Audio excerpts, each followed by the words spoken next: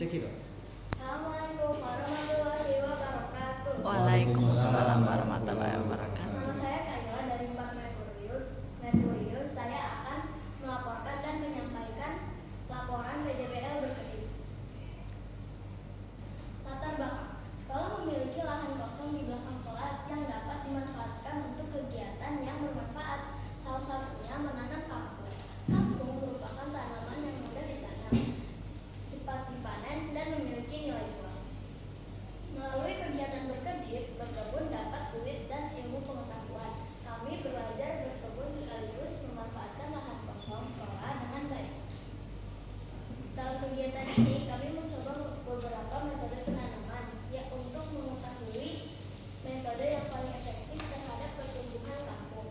Selain itu, kami juga belajar mandiri, bertanggung jawab, dan berwirausaha melalui penjualan hasil panen kangkung.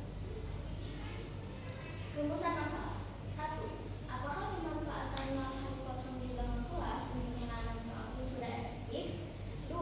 Metode penanaman apa yang paling efektif untuk pertumbuhan kangkung?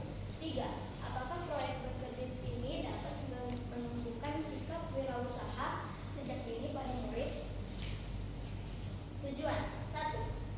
Memanfaatkan lahan kosong di belakang kelas untuk menanam kangkung dan mengenalkan wirausaha sejak dini. 2. Mengetahui metode penanaman yang paling efektif untuk pertumbuhan kangkung. Alat dan bahan. Alat yang digunakan pada proyek ini adalah 1. Botol bekas, 2. gunting, 3. solder, 4. teko siram.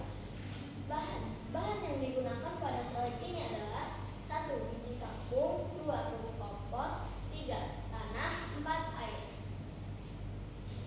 Prosedur. 1. Persiapan. Saya menyiapkan botol bekas, dipotong 2 lalu bolongkan bagian bawah. 2. Penanaman. Saya menanam menggunakan pupuk kompos lalu taruh di belakang kelas.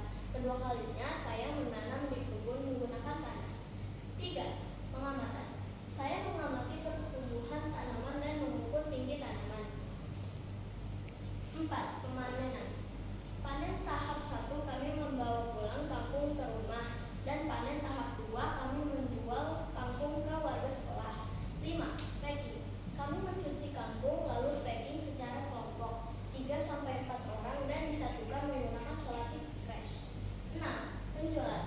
Kami menawarkan ke warga sekolah dengan harga bervariasi sesuai banyaknya ikatan kangkung. Hasil dan pembahasan. Kelompok kami menanam kangkung menggunakan 3 metode yang berbeda, yaitu metode hidroponik, menanam di pot, menanam di tanah kuning. Setelah dilakukan pengamatan selama 8 bulan, kami memperoleh hasil sebagai berikut. 1. Metode hidroponik menghasilkan pertumbuhan sawi yang kurang maksimal dengan kondisi tanaman sawi yang kecil-kecil. 2. Menanam di pot menghasilkan pertumbuhan kangkung yang maksimal dan kondisi tanaman kangkung yang kecil dan merambat karena kurangnya sinar matahari. 3. Di tanah kebun. Menanam di tanah kebun menghasilkan pertumbuhan kangkung yang sangat maksimal dengan kondisi tanaman kangkung yang besar dan subur. Berdasarkan hasil pengamatan dari ketiga metode yang dilakukan, metode penanaman yang paling efektif adalah metode di kebun karena banyak terkena sinar matahari cukup. Dari kegiatan ini, kami mengetahui bahwa setiap metode penanaman memiliki pengaruh yang berbeda terhadap pertumbuhan kangkung dan sawi. Selain itu, kami belajar bersikap kritis, mandiri, dan bertanggung jawab dalam menanam, merawat, memanen, dan juga menjual hasil panen kangkung ke warga sekolah. Namun, kami belum berhasil memanfaatkan lahan kosong di belakang kelas untuk menanam kangkung karena kurang sinar matahari.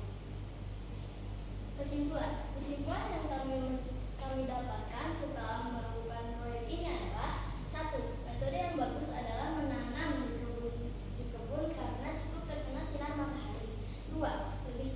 Kangkung lebih cepat tumbuh daripada sawi.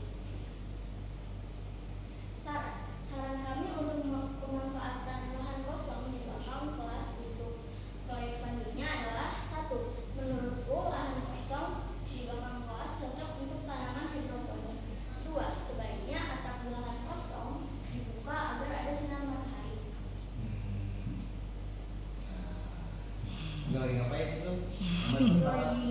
lagi mengukur tanaman ini.